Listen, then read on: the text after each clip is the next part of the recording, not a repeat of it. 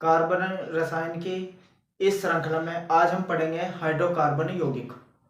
आइए चलते हैं, हाइड्रोकार्बनिक यौगिक क्या होते हैं इनके बारे में जानेंगे। हाइड्रोकार्बनिक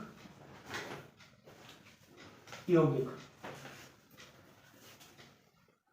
वे यौगिक जो केवल हाइड्रो मतलब हाइड्रोजन और कार्बनिक मतलब कार्बन, यानी कि वे यौगिक जो कार्बन और हाइड्रोजन से मिलकर बनते हैं हाइड्रोकार्बनिक यौगिक कहलाते हैं। ये दो प्रकार के होते हैं। नंबर 1 एलिफैटिक,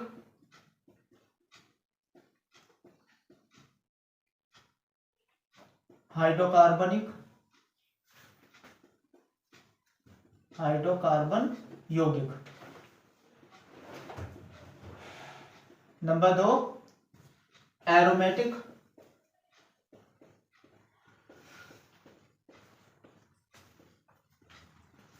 हाइड्रोकार्बन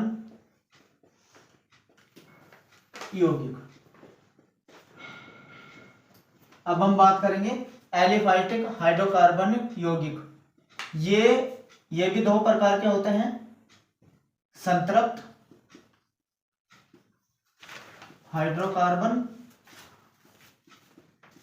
कार्बनिक यौगिक, हाइड्रोकार्बनिक यौगिक। और दूसरे जो होते हैं असंतृप्त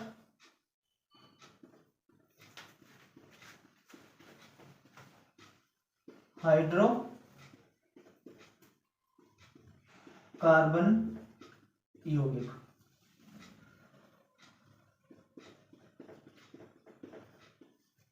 संतृप्त हाइड्रोकार्बन यौगिक वे वाले यौगिक होते हैं जिनमें कार्बन और कार्बन के मध्य एकल बंध आता है, तो इसे हम कहते हैं संतृप्त हाइड्रोकार्बन यौगिक।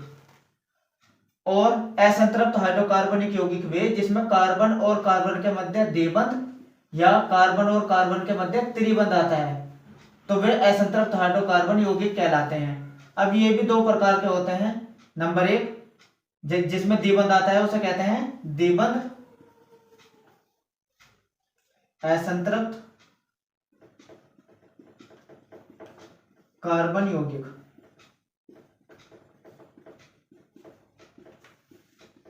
और दूसरा त्रिबंध असंतृप्त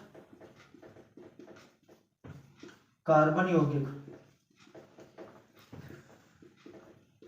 अब सबसे पहले हम पढ़ेंगे संतृप्त हाइड्रोकार्बनिक यौगिक।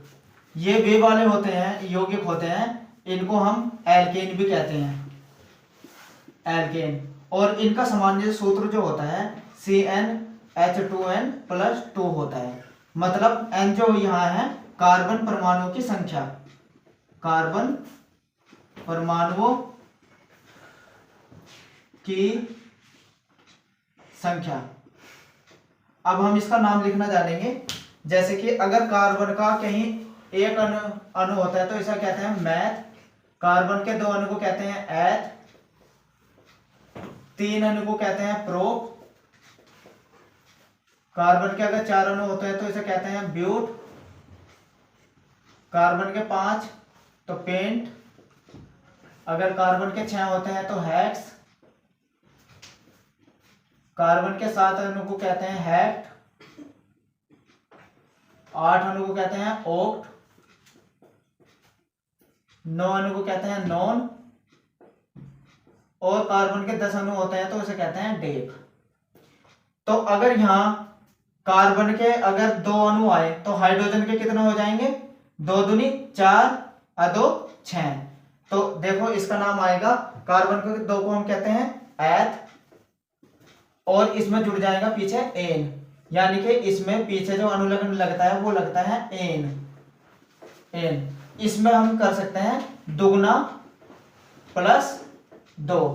तो आइए कुछ एल्केन के हम नाम बनाएंगे इस फार्मूले के द्वारा। आपको याद रखना है इसमें होता है दुगना +2। अगर कार्बन के हमने 3 अणु लिए हैं तो हाइड्रोजन के कितने हो जाएंगे? दुगना करो, 3 के दुगने 6 और 2 जोड़ो तो 8। अब इसका नाम, कार्बन के 3 को हम कहते हैं प्रोप, तो इसका नाम हो जाएगा प्रोपेन। इसमें क्या लग जाएगा, एन, तो ये नाम हो गया प्रोपेन। इसी तरीके से अगर हम कार्बन के 4 लें तो इसे कहते हैं, कार्बन के 4 तो दुगना करो, 8 और 2 10, तो ये हो जाएगा ब्यूटेन। इसी तरीके से हम बना सकते हैं पेंटेन, हेक्सेन, हेप्टेन। आपको क्या करना है, जितने भी कार्बन के अणु लोगे तो उसके दोगुना करके 2 जोड़ेंगे तो वो एन वाले बन जाएंगे, एल्केन बन जाएगी। जैसे कि हमें अगर ऑक्टेन लिखना हो तो हम क्या करेंगे, सी के तो 8 आएंगे ऑक्टेन में, और हाइड्रोजन के दोगुना करके 2 जोड़ो, 8 के दुगने 16 और 2 18, तो ये हो जाएगा ऑक्टेन के, तो ये बनता है एल्केन। इसी तरीके से द्विबंध वाले जो असंतृप्त कार्बन यौगिक होते हैं उनको बोलते हैं एल्कीन। इसका जो फार्मूला होता है CnH2n, यानी कि इसमें जो होता है दुगना होता है, बस जितने भी कार्बन के परमाणु आते हैं उसमें हाइड्रोजन के दुगने आते हैं, और इसको हम लगाते हैं इन, और डबल बॉन्ड इसमें आता है। जैसे कि सी के अगर मैं 4 लेता हूं तो हाइड्रोजन के कितना आने चाहिए, दुगना, 4 दूनी 8, तो इसका नाम हो जाएगा, 4 को हम क्या कहते हैं, यहां देखिए ब्यूट, और इसमें जुड़ जाएगी इन, तो इसका नाम हो गया ब्यूटीन। इसी तरीके से कार्बन के अगर हम 6 रखें तो हाइड्रोजन के 12 आएंगे, क्योंकि दुगना आता है इसमें, एल्कीन में दुगना होता है, और इसे हम कहेंगे हेक्स को, 6 को हम क्या कहते हैं, हेक्स, तो इसका नाम हो जाएगा हेक्सीन। तो इसी तरीके से हम कोई भी एल्कीन का नाम लिख सकते हैं। अगर कार्बन के 10 आए हैं तो हाइड्रोजन के दुगना आएंगे 20, तो ये हो जाएंगे C10 H के 20, तो इसका नाम हो जाएगा डेकीन। इस तरीके से हम कोई भी एल्कीन का जो फार्मूला है वो जो सूत्र है वो इस फार्मूले के द्वारा लिख सकते हैं। अब बात करेंगे हम त्रिबंध असंतृप्त कार्बनिक यौगिक की। इसको हम एल्काइन भी कहते हैं, एल्काइन। इसका जो फार्मूला होता है CnH2n-2, इसमें क्या होता है, हाइड्रोजन की जो संख्या आएगी कार्बनिक यौगिक के दुगना करके उसमें से -2 करने हैं तो आपको एल्काइन प्राप्त हो जाएगी, और इसमें त्रिबंध आता है। तो चलो देखते हैं, सी के अगर 3 है तो हाइड्रोजन के कितने होंगे, पहले दुगना करो, 3 दूनी 6, उसमें से 2 माइनस कर दो तो कितने रह जाएंगे, 4, तो इसका नाम हो जाएगा, कार्बन के 3 को हम क्या कहते हैं, प्रोप, और क्या जुड़ेगा इसमें, आइन जुड़ता है, आइन है आइन, तो इसका नाम आ जाएगा प्रोपाइन। इसी तरीके से अगर मैं आपसे कहूं पेंटाइन लिखना है तो कार्बन के पेंट में कितना होता है, 5, और आइन यानी कि दुगना करो, 10 में से 2 गए 8, तो ये हो जाएगा पेंटाइन। इसी तरीके से एरोमेटिक हाइड्रोकार्बनिक यौगिक वे कार्बनिक यौगिक होते हैं बेंजीन वाले, जिनमें क्रम से कार्बन के तो 6 अणु होते हैं, हाइड्रोजन के भी 6 अणु होते हैं, और क्रम से द्विबंध, एकलबंध, द्विबंध, एकलबंध, द्विबंध, ये वाले जो संरचना होते हैं वो एरोमेटिक हाइड्रोकार्बनिक यौगिक होते हैं, जो कि बंध श्रृंखला में होते हैं, और क्रम से द्विबंध, एकलबंध होता है, और इसको हम बेंजोइड यौगिक भी कहते हैं, बेंजोइड यौगिक। आइए हम अब कुछ जो तत्व बनाए हैं हमने, इनकी संरचना बनाना सीखेंगे।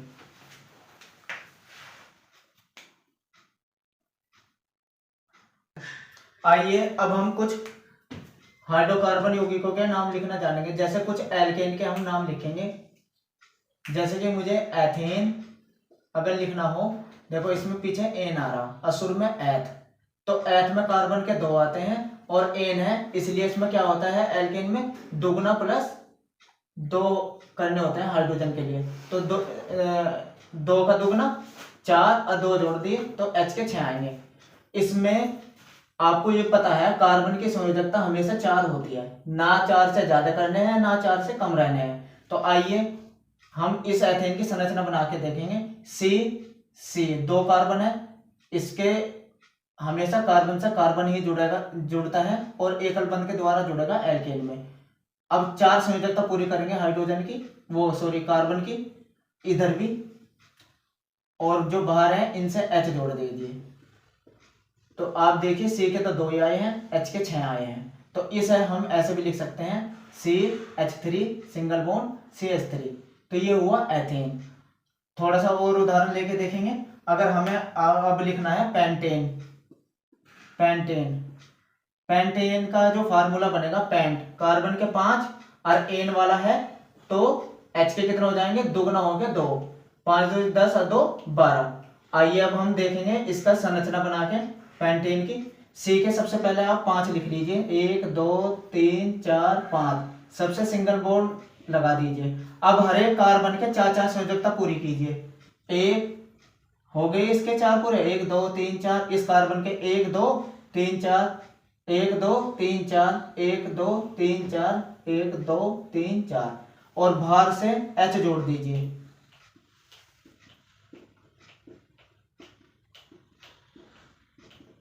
तो C के 5 आ गए, H के 12 आ गए। तो हम इसको इस तरीके से भी लिख सकते हैं, C के CH3, देखो CH3 single bond CH2 single bond CH2 single bond CH2 single bond CH3। तो इस तरीके से हम कोई भी एल्केन का जो भी फार्मूला है वो लिख सकते हैं और संरचना भी बना सकते हैं। अगर हमें किसी एल्कीन की संरचना बनानी हो, एल्कीन यानी कि आपको पता है एल्कीन में हमेशा दुगना होता है। अब मैं कोई उदाहरण देगा, जैसे ब्यूटीन। अगर आपको ब्यूटीन लिखना है तो कार्बन के तो आ जाएंगे 4, इसमें दुगना होता है, H के आ जाएंगे 8।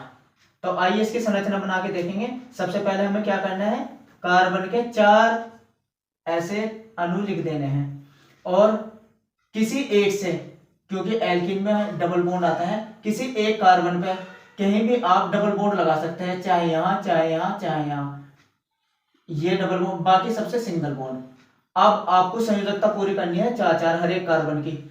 इस पे 2 है, 3 4, 2 और 1 3 और 1 4, 1 2 3 4, 1 2 3 4, और सबसे हाइड्रोजन जोड़ देना है।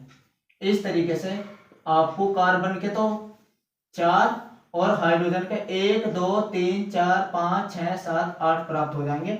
और हम इसको किस तरीके से लिख सकते हैं, इस कार्बन पे CH2 double bond CH single bond CH2 single bond CH3। इस तरीके से ये ब्यूटीन की संरचना, चाहे तो आप ऐसे लिख सकते हैं, फार्मूला ऐसे लिखा जाता है, या संरचना को ऐसे भी लिख सकते हैं। एक उदाहरण लेकर वो देखेंगे। अगर मैं पेंटीन लिखने हो, पेंटीन, तो आपने देखना कार्बन के पेंट, कार्बन के 5 हाइड्रोजन के दुगने इन यानी कि 10। अब इसकी संरचना बनाएंगे। कार्बन के कितने लिखने हैं हमको, 5, 1 2 3 4 5, किसी भी एक कार्बन से डबल बॉन्ड लगा लीजिए क्योंकि इन है, और बाकी से सबसे सिंगल बॉन्ड। अब हर एक कार्बन की 4 संयोजकता पूरी करनी है, 2 3 4 3 4 3 4, और 1 2 3 4 2 3 4, और सबसे हाइड्रोजन जोड़ देना है। अब काउंट करिए, 1 2 3 4 5 6 7 8 9 10। तो कार्बन के 5 आ गए और हाइड्रोजन के 10 आ गए। इस तरीके से ये, या इसको ऐसे भी लिख सकते हैं, CH3 single bond CH2 single bond CH2 single bond C double bond CH double bond CH2। इस तरीके से हम पेंटेन की संरचना ऐसे भी लिख सकते हैं या ऐसे भी लिख सकते हैं। अब आइए कुछ एल्काइन के उदाहरण देखेंगे। एल्काइन, एल्काइन में मैंने अभी आपको बताया था, इसमें कार्बन के जो जितने अणु आएंगे उसमें दुगना करके आपको -2 कर देने हैं, यानी कि जो इसका फार्मूला था CnH2n-2, वही है, दुगना करके 2 घटाने हैं। तो आपको सबसे पहले क्या लिखना है, अगर आपको कोई भी ले हेक्साइन, हेक्साइन, तो हेक्साइन का अगर आपको फार्मूला लिखना है, हेक्स, कार्बन के कितना आएंगे 6। अब हाइड्रोजन के लिखने के लिए आपको दुगना करना है 6 के, और 2 घटा देने हैं, 6 दूनी 12, 2 गे 10। तो ये हो गया हेक्साइन का फार्मूला। अब इसको की अगर हमें ऐसे संरचना बनानी हो तो कार्बन के सबसे पहले हमें 6 लिखने हैं, 1 2 3 4 5 6, और किसी एक कार्बन से ट्रिपल बॉन्ड लगाना है, क्योंकि एल्काइन में ट्रिपल बॉन्ड आता है, तो किसी भी कार्बन से आप लगा सकते हैं। ये लगाया, बाकी सबसे सिंगल बॉन्ड, और हर एक कार्बन की 4 संयोजकता पूरी करनी है। 1 2 3 4, 2 3 4, ये हो गए 4। अब हाइड्रोजन हर एक, कभी भी हाइड्रोजन इन कार्बन की संरचना के बीच में नहीं आएगी, कार्बन से हमेशा कार्बन ही जुड़ेगा। तो 1 2 3 4 5 6 7 8 9 10, इस तरीके से इसका, या हम इसको ऐसे भी लिख सकते हैं CH3 single bond, CH2 single bond, CH2 single bond, CH2 single bond, C triple bond CH। तो इस तरीके से ये हेक्साइन का फार्मूला होता है। तो चाहे तो एक उदाहरण लेकर और भी देख सकते हैं हम। अगर मुझे पेंटाइन लिखना हो, पेंटाइन, तो कार्बन के पेंट है, इसलिए कार्बन के 5 आए हैं, आइन वाला है, तो आपको याद रखना है दुगुना करके 2 घटाना है, तो हाइड्रोजन का आएंगे। 5 का दुगुना 10, में से 2 घटा दो 8, तो ये बनेगा पेंटाइन। तो इसका जो संरचना बनेगी, कार्बन के 5, 1 2 3 4 5, किसी एक से ट्रिपल बॉन्ड लगाइए, बाकी से सबसे सिंगल, और हर एक कार्बन की 4 संयोजकता पूरी करना, और सबसे हाइड्रोजन जोड़ देना है। इस तरीके से, या इसे हम कैसे लिख सकते हैं, CH triple bond, C single bond, CH2 single bond, CH2 single bond, CH3।